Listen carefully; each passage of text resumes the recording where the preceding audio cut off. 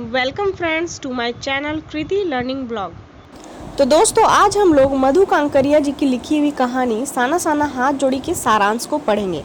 तो चलिए बिना देरी किए हुए पढ़ना शुरू करते हैं। यह पाठ मधु कांकरिया द्वारा लिखा एक यात्रा वृत्तांत है, जिसमें लेखिका ने सिक्किम की राजधानी गैंगटॉक और उसके आगे हिमालय की यात्रा का वर्णन किया है, जो शहरों की भागम भाग भरी जिंदगी से दूर है। लेखिका गैंगटॉक को मेहनती बादशाहों का शहर बताती है, क्योंकि वहाँ के सभी लोग बड़े ही मेहनती हैं। वहाँ तारों से भरे आसमान में लेखिका को सम्मोहन महसूस होता है, जिसमें वह खो जाती है। वह नेपाली युवती द्वारा बताई गई प्रार्थना मेरा सारा जीवन अच्छाइयों को समर्पित हो को गाती है। अगले दिन मौसम साफ ना होने के कारण लेखिका कंचनजंगा की चोटी तो नहीं देख सकी, परंतु ढेरों खिले फूल देखकर खुश हो जाती है। वह उसी दिन गैंगटॉक से 149 किलोमीटर दूर युमथांग देखने अपनी यह सहयात्री मणि और गाइड जितेन नार्गे के साथ रवाना होती है। गंगटोक से युमथांग को निकलते ही लेखिका को एक तार में लगी सफ़ेद सफ़ेद बौद्ध पताकाएं दिखाई देती हैं, जो ध्वज की तरफ फहरा रही थी। ये शांति और अहिंसा की प्रतीक थी और उन पताकाओं पर मंत्र लिखे हुए थे। लेखिका के गाइड ने उन्हें बताया कि जब किसी बौद्ध मतावलंबी की मृत्यु हो जाती है तो उसकी आत्मा की शांति के लिए शहर से दूर किसी पवित्र स्थान पर 108 श्वेत पताकाएं फहरा दी जाती है। इन्हें उतारा नहीं जाता, ये खुद नष्ट हो जाती है। कई बार नए शुभ कार्य की शुरुआत में भी रंगीन पताकाएं फहरा दी जाती है। जितेन ने बताया कि कवि लॉन्ग स्टॉक नामक स्थान पर गाइड फिल्म की शूटिंग हुई थी। आगे चलकर मधु जी को एक कुटिया के भीतर घूमता हुआ चक्र दिखाई देता है, जिसे धर्म चक्र या प्रेयर व्हील कहा जाता है। नार्गे ने बताया कि इसे घुमाने से सारे पाप धुल जाते हैं। जैसे जैसे वे लोग ऊंचाई की ओर बढ़ने लगे, वैसे वैसे बाजार, लोग और बस्तियां आंखों से ओझल होने लगी। घाटियों में देखने पर सब कुछ धुंधला दिखाई दे रहा था।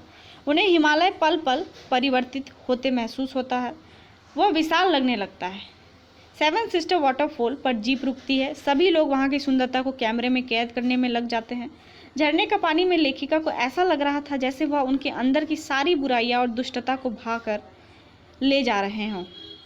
रास्ते में प्राकृतिक दृश्य पल पल अपना रंग ऐसे बदल रहे थे जैसे कोई जादू की छड़ी घुमाकर सब कुछ बदल रहा हो। थोड़ी देर के लिए जीप थिंक ग्रीन लिखे शब्दों के पास रुकी। वहाँ सभी कुछ एक साथ सामने था। लगातार बहते झरने थे, नीचे पूरे वेग से बह रही तीस्ता नदी थी, सामने धुंध थी, ऊपर आसमान में बादले थे और धीरे धीरे हवा चल रही थी, जो आसपास के वातावरण में खिले फूलों की हंसी चारों ओर बिखेर रही थी।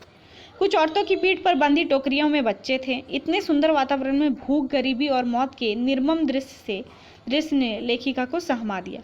एक कर्मचारी ने बताया कि ये पहाड़ी रास्ते को चौड़ा बना रही है।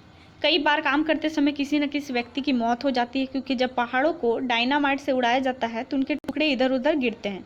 यदि उस समय सावधानी ना बरती जाए तो जानलेवा हादसा घट जाता है। लेखिका को लगता है कि सभी जगह आम जीवन की कहानी एक सी है। आगे चलने पर रास्ते में बहुत सारे पहाड़ी स्कूली बच्चे मिलते हैं।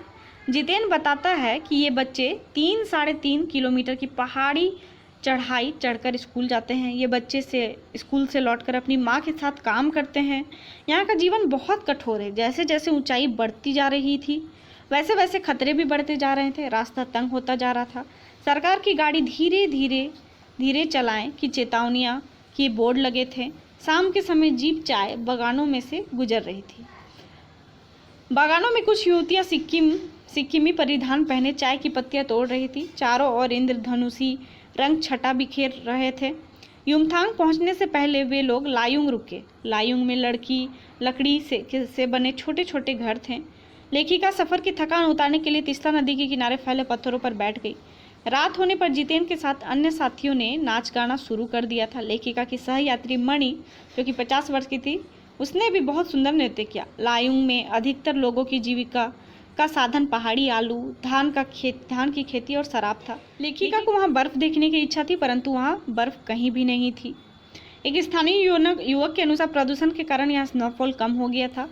कटाव, जो कि एक जगह का नाम है, में बर्फ देखने को मिल सकती थी। कटाव को भारत का स्विट्जरलैंड कहा जाता है।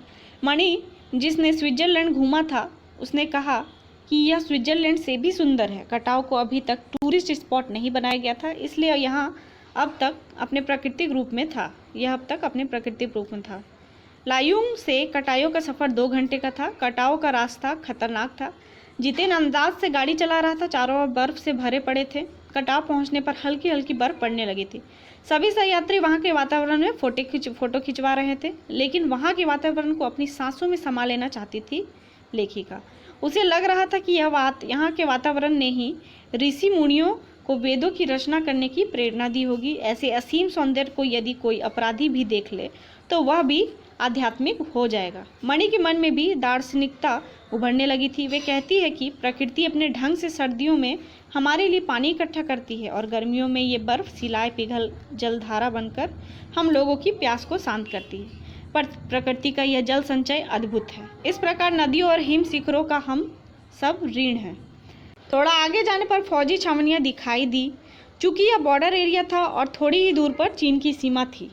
लेखिका फौजियों को देखकर उदास हो गई। वैशाख के महीने में भी वहाँ बहुत ठंड थी। वे लोग पौष और माघ की ठंड में किस तरह रहते होंगे। वहाँ जाने का रास्ता भी बहुत खतरनाक था।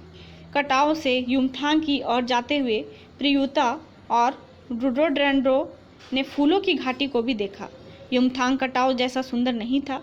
जितेन ने रास्ते में बताया कि यहाँ पर बंदर का मांस भी खाया जाता है। बंदर का मांस खाने से कैंसर नहीं होता। युमथांग वापस आकर उन लोगों को वहाँ सब फीका फीका लग रहा था। पहले सिक्किम स्वतंत्र राज्य था, अब वह भारत का एक हिस्सा बन गया है। इससे वहाँ के लोग बहुत खुश हैं। मणि ने बताया कि पहाड़ी कुत्ते केवल चांदनी रातों में भौंकते हैं। यह सुनकर लेखिका हैरान रह गई। उसे लगा कि पहाड़ी कुत्तों पर भी ज्वार भाटे की तरह पूर्णिमा की चांदनी का प्रभाव पड़ता है।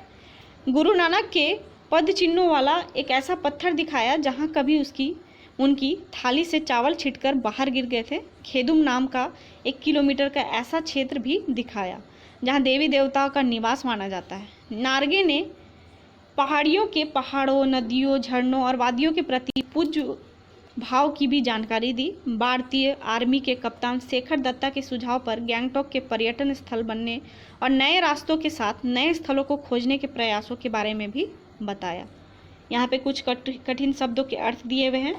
अंतर्दृढ़ता, इंद्रियों से परे, उजास प्रकाश, राम रोच्छो यानी अच्छा है, रकम रकम यानी तरह तरह के, गहनतम यानी बहुत गहरी, सघन यानी घनी, सिद्दत यानी प्रबलता, पताका यानी झंडा, मुंडकी यानी सिर, सुदीर्घ यानी बहुत बड़े, अभिशप्त यानी शापित, सरहद यानी सीमा, तामसिकताएं यानी कुटिल, आदिम युग यानी आदि युग, अनंतता यानी असीमता, वंचना यानी धोखा, दुष्ट वासनाएं यानी बुरी इच्छाएं, चैरवेती यानी चलते रहो, वजूद यानी अस्तित्व, वृत्ति यानी जीविका, ठाठे यानी हाथ में पड़ने वाली गांठें या निशान, हलाहल यानी विष, सतत यानी लगातार, प्रवाहमान यानी गतिमान, संक्रमण यानी मिलन, चलायमान यानी चंचल, निरपेक्ष यानी बेपरवाह, गुडुप यानी निगल गया, अद्वितीय यानी अनुपम, सात्विक आभा यानी निर्मल कांति, असुरमय यानी अत्यंत मनोहर, मियाद यानी सीमा, आबो हवा यानी